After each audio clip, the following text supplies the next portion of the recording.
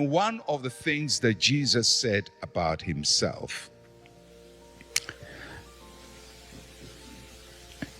is in the book of John chapter 8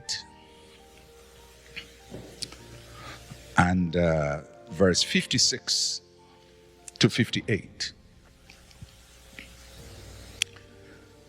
Jesus is having a discussion with the Jews. And in that discussion, they are talking about Jesus and his power to change lives. John chapter 8 starts with the story of the woman caught in adultery, and you know how that story went. And so, Jesus said something about Abraham. And the Jews latched on it and said, yeah, Abraham is our father, and so on. So Jesus says, well, if Abraham was your father, you would not be fighting me, and so on and so forth. And they said, well, Jesus, you're wrong. And then Jesus makes a very radical statement about Abraham and himself. Now, this is, if you were a Jew in the days of Jesus, this is almost like head-to-head combat. So, John chapter 8, verse 56 to 58. Your father Abraham rejoiced to see my day, and he saw it and was glad. Then the Jews said to him, you are not yet 50 years old, and have you seen Abraham? Jesus said to them, most assuredly, I say to you, before Abraham was, I am. I mean, I don't know about you, but when I read these things, I don't read it thinking about today, but I'm thinking about 2,000 years ago in a Jewish society. And you are saying this, before Abraham was, I am. Now, Jesus chose those words very carefully. The sentence, the grammar, everything is chosen purposefully and intentionally. Because the foundation of the Jewish faith is based on an encounter that Moses had with the burning bush. When he's tending his father-in-law's flock, he goes somewhere near Mount Horeb and he sees a bush on fire, and the fire is not burning the bush. And a voice speaks to him and tells him that you take off your sandals because you're on holy ground. Takes off his sandals, and this voice from the burning bush gives him a series of instructions and to go and set his people free in Egypt. And so he asks the voice. So when they ask who sent me, what name should I give them? And the voice says to him, I am that I am. That's quite a strange. Whose name is I am that I am? I mean, it's a very unusual name. So he says, so you go and tell them that the God of your fathers, Abraham, Isaac, Jacob, has appeared to you. So this voice is saying that I am the same one that Abraham worshipped, I'm the same one Isaac worshipped, I'm the same one Jacob worshipped, and I am that I am. It's a very difficult construction. It means that which is, was, and shall be. In fact, you can translate it into English and say, I am who I am that I am when I am, I am where I am. With that, we now consider what Jesus is saying about himself. He said, your father Abraham rejoiced to see my day, and he saw it and was glad. Now, Abraham is about 1,500 or so before Jesus. Jesus is saying, Abraham, look forward to my day, to my coming, my incarnation.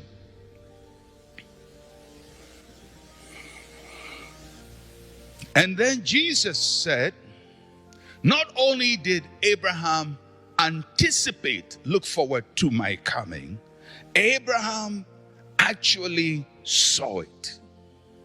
So Abraham looked forward to my coming. That's future. Abraham saw it present. So Jesus is saying either of two things.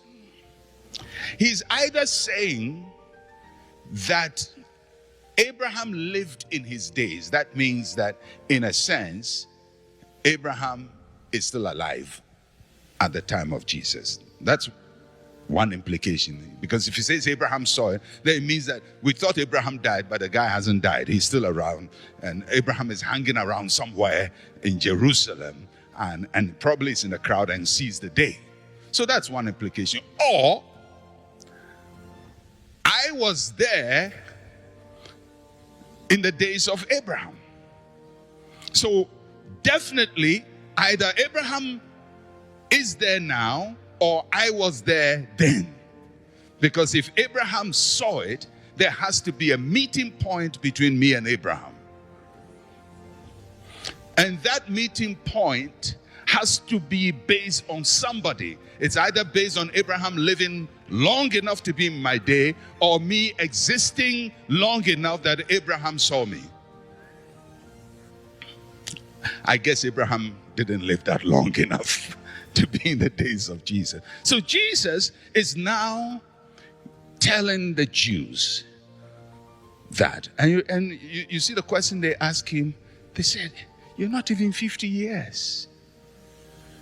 And they're accurate. Jesus is in his 30s. They say, you don't look like a 50-year-old man. You don't have gray beard. How can you say that Abraham saw your day? Because they assumed the second option. Not that Abraham has lived long enough to be alive now, but that you live long enough to sufficiently to be in Abraham's day. Then Jesus said the most radical thing. Before Abraham was, I am. Now, the most logical way to say it would be to say, before Abraham was, I was. That would then mean that somewhere before Abraham was born, I came into existence. But Jesus didn't say before Abraham was, I was.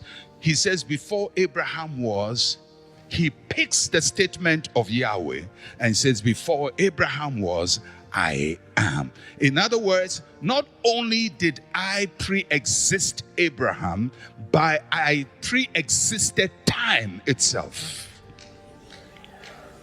Before time was, I am. Abraham saw me not because I was born in his day, but I was there before all things came into being. Before Abraham was, I am that I am. Jesus is clearly stating he's not just a prophet, he's not just a teacher, he's God.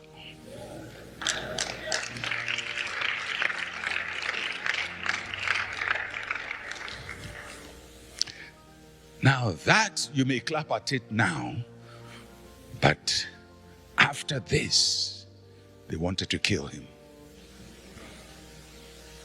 Because their religion teaches them there's only one God. He is unseen. He cannot be flesh and blood. If you say you are, we have to stone you to death. To us, a radical statement. The Jesus of the Bible is not just a good man, a teacher of parables, a nice prophet. The Jesus of the Bible is God in the flesh.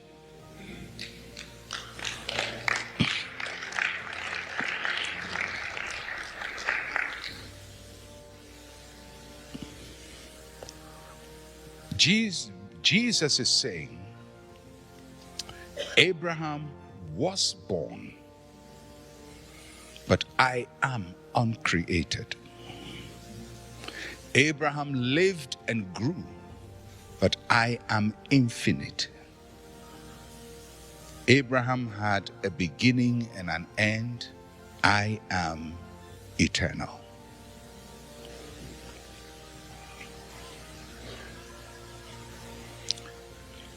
This is the foundation of the Christian faith. This is why the early Christians could proclaim Jesus is Lord. Because in the Jewish world, Yahweh is Lord. Is Adonai is Lord. For the Jews were so respectful of the name of God that they had to replace it with Lord. So among the Jews, when you say Jesus is Lord, you are in trouble. Among the Romans, Caesar is Lord. So the proclamation of Jesus as Lord offends the Jews, it offends the Romans. In fact, the early Christians were required to burn incense to Caesar at his altar and make sacrifice. Just you drop a small incense onto the fire, and that's fine. Your life is saved. Just drop a little incense to make sacrifice to Caesar, and your life is spared. And they didn't drop that incense, and they were killed for this one singular belief system that Jesus is God. He's Lord. He's the possessor and the owner of heaven and earth.